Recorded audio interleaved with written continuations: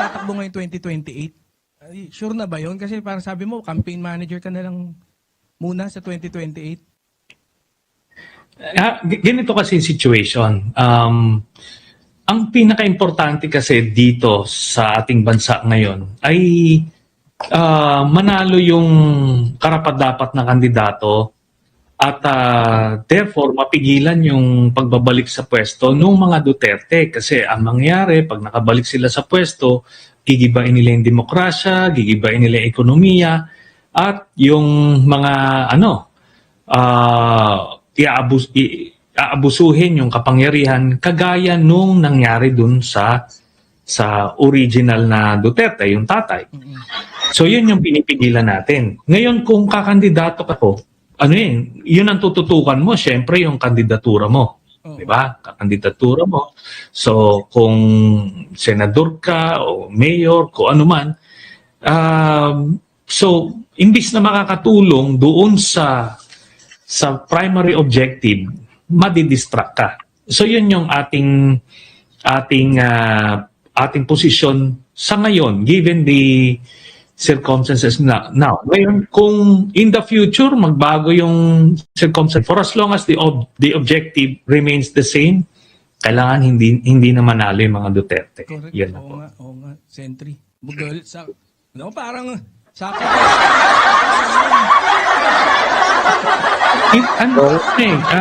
O kasi hindi imaginein mo kunyari tumakbo ako bilang let's say senador, sabihin mo na kahit manalo ako tapos mananalo din si Sara, nako ang bigat noon. Wala magagawa yung senador o mayor, ititirisin ka lang kasi nakita naman natin anong ginawa nila, di ba? Kay Senator De Lima. Ako nung panahon na yon, gusto rin akong patayin, gusto rin ako ipakulong.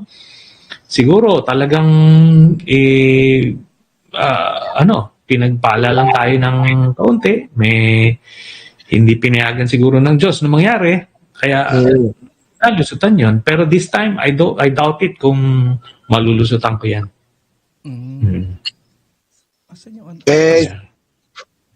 Siyempre, ganito po ang natin naririnig ko po namin kayo palagi. And maganda po yung motibo nyo na ito pong binabalak nyo na unity. Kumbaga, tayo po ay kailangan pumasok sa isang pagkakasundo upang hindi po makaporma sa darating na 2028 if ever. Kasi ako, naniniwala ako may impeach to May impeach to si Sara Naniniwala ako na kasi. Kung hindi po talaga, naniniwala po ako dyan sa unity nyo. Ano pong plano nyo po dyan, Sentry? Yan po yung aking advocacy. Kaya nga, imbis na maging kandidato, itulak ko na lang ito.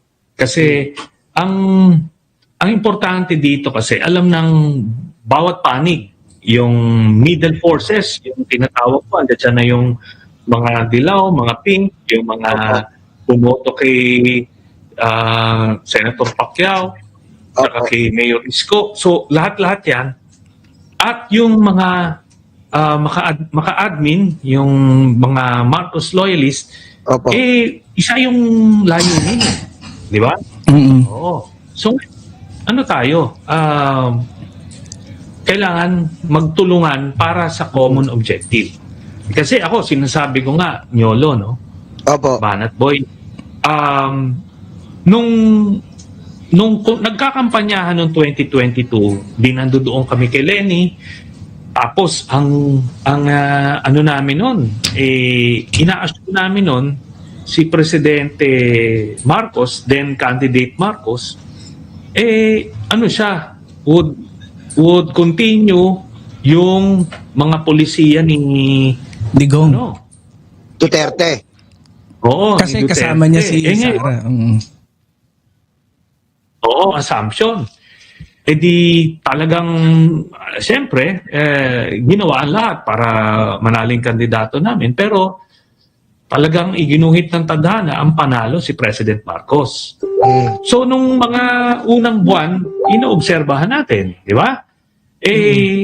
Nahinto naman yung patayan, naging hindi na hinaharas yung media, yung mga oposisyon. Opo.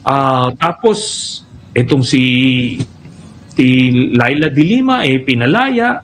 Tapos eventually yung ICC, kumbaga, ito yung mga hinahangad namin noon nangyayari, di ba? So ibig sabihin, sabi ko nga, I was the first to admit na mali yung mali yung assessment ko. Kaya rin, di ba? So ngayon, ito pala, okay naman pala. Under the Marcos administration, yung democratic space na hinahangad. O di, kung nakuha yun, di ba, nahinto yung EJK maliwanag di ba? Hinahabol pa yung nagkasala doon. O pati yung mga sindikato ni Digong, hinahabol. Pati nga ngayon, yung pati itong sa flood control na to, nagsimula yan kila Digong So lahat ng mga gusto natin mangyari, nangyayari. Di, kung ganyan, di magsanib puwersa na lang tayo for a common cause. Wait lang, Sen. Total, bago tayo pumunta dun sa kasi may tanong ako sa'yo before nung first interview natin. Kasi you speak of Mayor Lenny, then VP Lenny. Kunyari, naalala mo siguro yung tanong ko noon before May isang bangka, 3 kayong nakasakay.